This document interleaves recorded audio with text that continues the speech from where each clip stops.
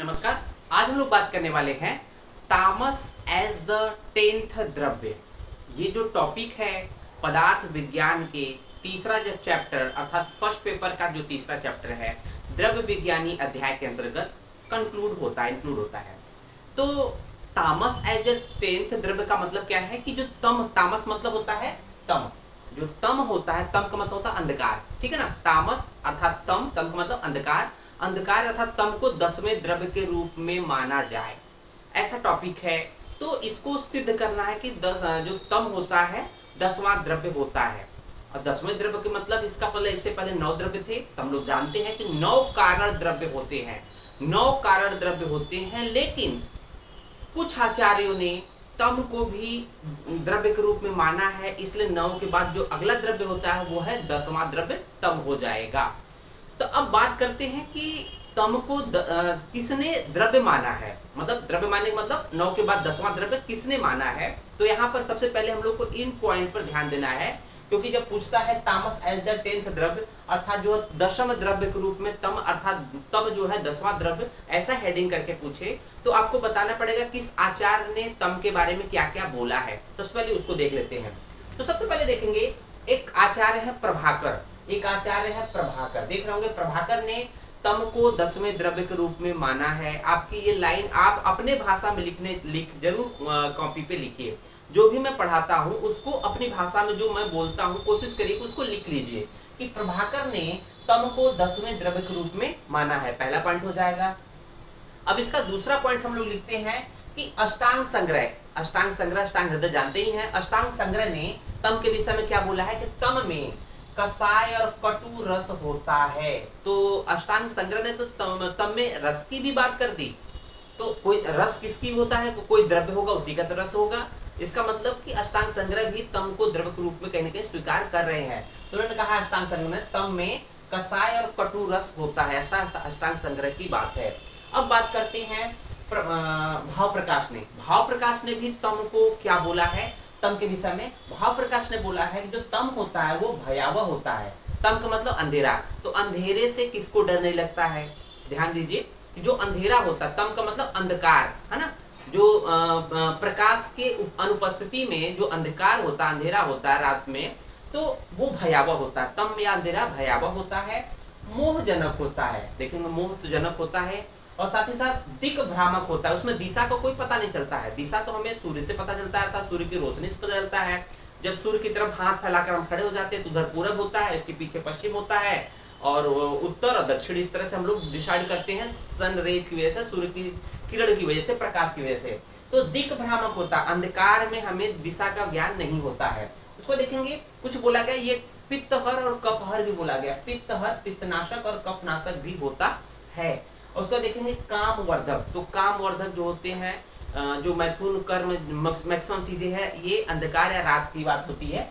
उसको देखेंगे क्लमहर माना गया है। क्लम मतलब थकान, जब व्यक्ति दिन भर काम करता है, रात में जाता है, सोता है, तो क्लम जब इंद्रियों का थकान जो होता है, शरीर का थकान होता है, वो धीरे धीरे समाप्त हो जाता है। तो ये बात भाव प्रकाश ने बोली है। तो ये कुछ पॉइंट्स है जो कि आपको लिखने हैं अपनी भाषा में। नोट डाउन कर लीजिएगा बच्चों, तीनों कि अष्टांग संग्रह का, प्रभाकर का, भाव प्रकाश का, तीनों पॉइंट नोट डाउन कर लीजिएगा। तामस एज द 10th द्रव्य जब भी प्रश्न पूछा जाएगा तो, और साथ ही साथ ये एमसीक्यू में पूछा जाता है। अब बात करते हैं तामस एज द 10th द्रव्य अर्थात जो 10वां द्रव्य है तम। तो इसका मतलब पहले हम लोग को जानना पड़ेगा कि द्रव्य किसे कहते हैं। तभी तो हम कहेंगे कि पहले हम द्रव्य के लक्षण देखेंगे, फिर तम के कुछ लक्षण देखेंगे तम के लक्षण द्रव्य से मिलते हैं नहीं मिलते हैं। तो सबसे पहले देखेंगे कि द्रव्य क्या होता है, तो द्रव्य के लक्षण के बारे में बात करते हैं। तो यहाँ देख रहे होंगे द्रव्य के लक्षण, जैसा कि हम लोग पहले भी पढ़ चुके हैं। द्रव्य की परिभाषा, द्रव्य के लक्षण किसे कहते हैं। तो यत्र आश्रिता कर्मगुणा कारणं समवायि यत् तद द्रव्यम, ये चरक सूत्र 1 का है। यत्र आश्रिता कर्मगुणा कारणं समवायि यत् तद द्रव्यम, तो ये द्रव्य को डिफाइन कर रहा है, द्रव्य के लक्षण बता रहा है। अर्थात कि जिसमें कर्म और गुण समवाय संबंध से आश्रित रहते हैं। अर्थात द्रव्य वह वस्तु है जिसमें कर्म और गुण समवाय संबंध से आश्रित रहते हैं। आश्रित रहने का मतलब कि अगर द्रव्य है तो उसके कर्म गुण अवश्य ही होंगे। कहा गया है ना कि सभी द्रव्य औषध होते हैं कोई न कोई औषधि के रूप में, तो कहीं ना कहीं उसके कर्म और गुणों की वजह से ही औषध के रूप में प्रयोग होता है। तो जिसमें कर्म और गुण जो होता है द्रव्य उसे कहते हैं जिसमें कर्म गुण समवाय संबंध से आश्रित रहते हैं और जो कार्य द्रव्य का समवायी कारण हो। तो जो कार्य द्रव्य का समवायी कारण अर्थात जो कारण द्रव्य होते हैं उसके द्वारा ही कार्य द्रव्य की उत्पत्ति होती है। तो जो कार्य द्रव्य का समवायी कारण उसे द्रव्य कहती है। तो ये तो बात हम लोगों ने द्रव्य को डिफाइन कर लिया या द्रव्य की परिभाषा देख लिया। अब देखते हैं, अब बोला गया कि जिस वस्तु में यह लक्षण घटित होता है, कौन सा लक्षण? ये द्रव्य के जो लक्षण बताए गए हैं, जिस भी वस्तु में ये घटित होगा, ये पाया जाएगा ये लक्षण, उसे द्रव्य मान लिया जाना चाहिए। उसे तो द्रव्य मान लेना चाहिए जिसमें कर्म गुण जो है समवाय संबंध से आश्रित रहते हैं। जो कार्य द्रव्य का समवायी कारण हो उसे द्रव्य कहते हैं। तो जिस भी द्रव्य में वस्तु में ये चीजें लक्षण घटित होते हैं उसे द्रव्य मान लेना चाहिए। तो अब बात आती है कि हम लोग को सिद्ध करना तम का द्रव्यत्व सिद्धि, अर्थात तम को सिद्ध करना कि तम एक द्रव्य है, तभी तो 9 के बाद 10वां द्रव्य तम इंक्लूड होगा। तो देखेंगे तम का द्रव्यत्व सिद्धि के लिए बोला गया है नीलम तमस चलती। तो यहाँ पर तम की 2 क्वालिटी बताई गई है, नील और चलती। तम के जो हैं 2 बातें कही गई तम के लिए, नीलम और चलती, नीलम तमस चलती। तो यहाँ पर देखेंगे पहला पॉइंट जो बताया गया है कि तम का नील रूप, नील का मतलब उसका नील रूप का मतलब क्या है? उसका जो रूप होता है नील रूप अर्थात कृष्णत्व। अंधकार देखते हैं थोड़ा सा ब्लैक, डार्क ब्लैक जो होता है नील मतलब उसको कहा गया है। नील रूप का मतलब क्या होता है? कृष्ण रूप, मतलब अंधेरा, अंधकार, काला रूप गुण होता है। तम का जो नील रूप कृष्णत्व गुण होता है। साथ ही साथ जो चल क्या है? उसका कार्य है, चलना क्या है? कार्य है। तो चलन रूप अर्थात जो गति होती, गति क्रिया होती है, चलन रूप जो क्रिया है वो कर्म है। तो देख रहे होंगे यहाँ पर जो श्लोक बताया गया पॉइंट है उसमें गुण और कर्म दोनों इंक्लूड है। तो यहाँ पर भी गुण और कर्म की बात की थी, द्रव्य में गुण कर्म अवश्य उपस्थित होते हैं, और यहाँ पर भी तम में गुण और कर्म की बात की गई है कि जो तम का नील रूप उसका गुण है और जो चलन क्रिया अर्थात जो गति मूवमेंट है उसका कर्म होता है। तो यहाँ पर देखेंगे फिर तम अंधकार में द्रव्य का लक्षण पूर्णतः घटित होता है। तम अर्थात जिसको हम लोग अंधकार की बात कर रहे हैं, जो अंधकार होता है में द्रव्य का लक्षण पूर्णतः घटित हो रहा है, क्योंकि द्रव्य में भी गुण और कर्म की बात की गई थी, तम में भी गुण और कर्म की बात की जा रही है। तो पूर्णतः घटित होता है, अतः तम में गुण और कर्म दोनों ही विद्यमान होने से तम भी एक द्रव्य है। तो इस तरह से तम को एक द्रव्य के रूप में मान लेना चाहिए। तो ऐसा बताया जा रहा है। दूसरा पॉइंट देखेंगे, 9 कारण द्रव्य बताए गए हैं।